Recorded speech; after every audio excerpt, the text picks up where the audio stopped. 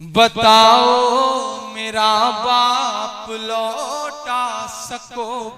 नमस्कार दोस्तों, स्वागत है आप सभी का हमारी एक और नई वीडियो में। दोस्तों, आपने इमरान प्रतापगढ़ी की छोटी सी क्लिप देखी। इस क्लिप का वीडियो आगे हम पूरा दिखाने वाले हैं, इसलिए दोस्तों वीडियो में अंत तक जरूर बने रहिएगा। दोस्तों, इस क्लिप के बारे में थोड़ा सा बताते चले। जब इमरान प्रतापगढ़ी जामिया के मुशायरे में एक दर्द भरी नज़म को पढ़ा तो उस वक्त बैठे वहाँ सभी लोगों के आंखों में आंसू आ गए और उनकी आंखें नम हो गईं।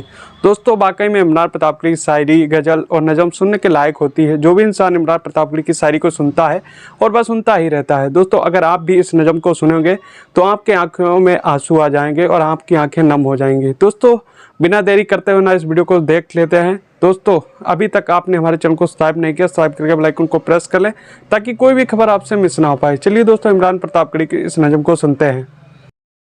हाँ, मैं इस नज़्म को कहते हुए, मेरी आंखों के सामने एक ऐसी लाश है जो महज अफवाह पर घर में घुस करके पत्थरों से मार दी गई।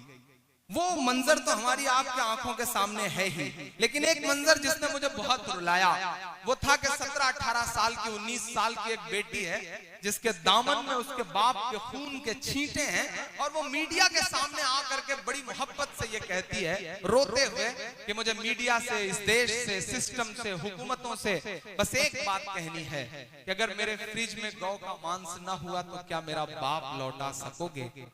बस इस एक जुमले ने मुझसे एक नज्म कहलवाई। मैं आपकी अदालत में वो नज्म रखता हूँ जिस बेटी का नाम है साजिदा। मैं पढ़ता हूँ साहब। बताओ मेरा बाप लौटा सकोगे, बताओ मेरा बाप लौटा सकोगे, बताओ मेरा बाप लौटा सकोगे, बताओ मेरा बाप लौटा सकोगे। लिए सर पे सच की रिदा कह रही है, वो अश्कों को करके विदा कह रही है, वो अश्कों को करके विदा कह रही है।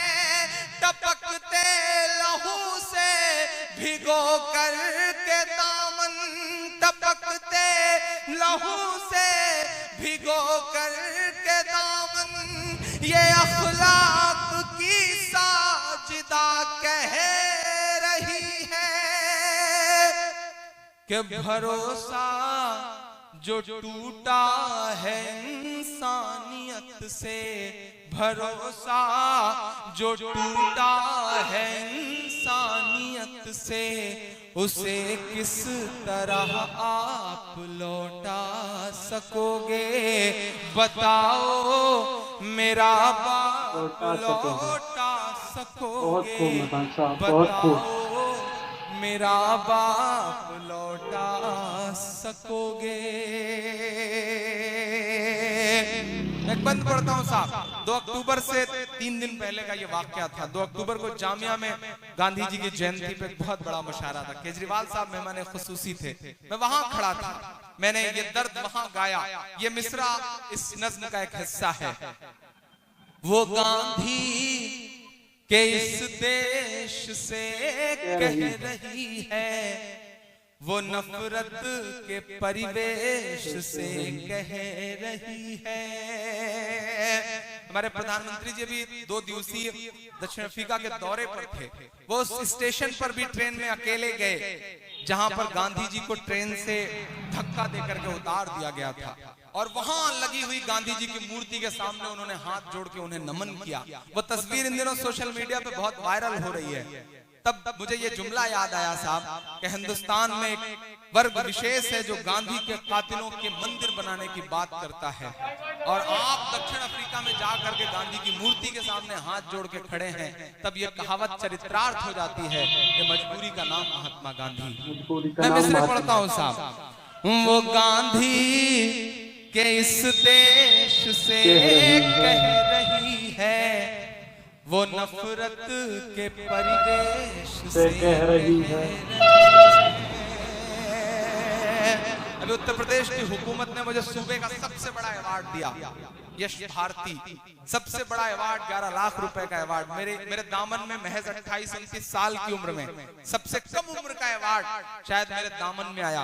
मुझे खुशी हुई कि हमारे मुख्यमंत्री ने मुझे बुला करके जब ये बात कही कि इमरान, इस अवार्ड को अपने कंधे पर बोझ मत समझना, जिस तेवर के लिए जाने पहचाने जाते हो उसे कभी मत बदलना।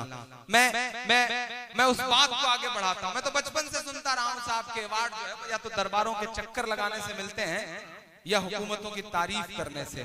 पहली बार मुझे महसूस हुआ कि नहीं साहब, आवाम का दर्द गाने पर भी अवार्ड मिल सकता है। मैं पढ़ता हूं और आपसे दुआएं मांगता हूं। वो गांधी के इस देश से कह रही है, वो नफरत के परिवेश से कह रही है। वो गांधी के इस देश से कह रही है, वो नफरत के परिवेश से कह रही है। सियासत के मासूम चेहरे भी सुन ले, वो राहुल से अखिलेश से कह रही है। ये धर्मांध से अंध भक्तों के जरिए, ये धर्मांध से अंध भक्तों के जरिए हुआ है। जो वो पाप लौटा सकोगे, बताओ मेरा बाप लौटा सकोगे, बताओ मेरा बाप लौटा सकोगे। आखिरी बंद पढ़ता हूं इस नज्म का साहब कि हवाओं की सरगोशियां कह रही हैं, ये सच की फरामोशियां कह रही हैं। पूरा देश बोला, सारे देश के तमाम सेकुलर लोगों ने इस मुद्दे पर आवाज उठाई। तो ये कहा गया कि बिहार के चुनाव के लिए आवाज उठाई जा रही है। लेकिन कभी कभी मैं सोचता हूं कि छींक आने तक पे ट्वीट करते हैं, वो छींक आने तक पे ट्वीट करते हैं। आशा भोसले के बेटे के बर्थडे की मुबारकबाद देने के लिए ट्वीट करते हैं। किसी भी गेम में हार या जीत में विदिन ए मिनट उनका ट्वीट आ जाता है। हद तो हद यह है कि सोशल मीडिया पर अफगानिस्तान के राष्ट्रपति को 72 दिन पहले जन्मदिन की मुबारकबाद देकर के फजीहत तक करवाते हैं ट्विटर पर वो। लेकिन कभी कभी मैं सोचता हूं कि दिल्ली से 40 किलोमीटर दूर दादरी में उन्हें आंसू नहीं दिखता, उन्हें खून नहीं दिखता, उन्हें लाश नहीं दिखती। ये चुप्पी क्यों है? इस चुप्पी के कुछ ना कुछ तो मायने हैं। मैं पढ़ता हूं साहब, मैं दिल्ली में खड़ा था, जब मैं पढ़ने लगा तो पीछे से आवाज आई कि इमरान यहाँ सोच समझ के पढ़िएगा, यहाँ से आवाज वहां तक जाती है। मैंने कहा यही तो मैं चाहता हूं कि मेरी आवाज वहां तक जाए, क्योंकि मुझको जालिम का तरफदार नहीं लिख सकते, मुझको जालिम का तरफदार नहीं लिख सकते, कम से कम वो मुझे लाचार नहीं लिख सकते। जहां हथेली पे लिए बोल रहा हूं जो सच, उसको इस देश के अखबार नहीं लिख सकते, उसको इस देश के अखबार नहीं लिख सकते। मैं हिम्मत करता हूं, और अगर सच्चे मिसरे लगे तो इंसान बन के एक बार मेरे इन मिसरों पे मुहर लगाइएगा। मैं पढ़ता हूं साहब कि हवाओं कि सरगोशियां कह रही हैं, ये सच की फरामोशियां कह रही हैं। हवाओं की सरगोशियां कह रही हैं, ये सच की फरामोशियां कह रही हैं। थे इस कत्ल में जैसे खुद भी वो शामिल, में जैसे खुद भी वो शामिल, ये साहब की खामोशियां कह रही हैं। लगा है जो भारत के दामन पे धब्बा, लगा है जो भारत के दामन पे धब्बा, ये है एक अभिशाप लौटा सके। क्या बात है, क्या बात है, सुभान अल्लाह, सुभान अल्लाह, बहुत खूब। लौटा सकोगे। बहुत शुक्रिया। तो दोस्तों, आपने इमरान प्रतापगढ़ी की इस नज़म को सुना। उम्मीद करते हैं आपको वीडियो पसंद आया होगा। वीडियो पसंद आए तो वीडियो को करने एक लाइक, और चैनल पर नए हो तो चैनल को सब्सक्राइब करना बिल्कुल ना भूलें। दोस्तों, मिलते हैं नेक्स्ट वीडियो में, तब तक के लिए गुड बाय।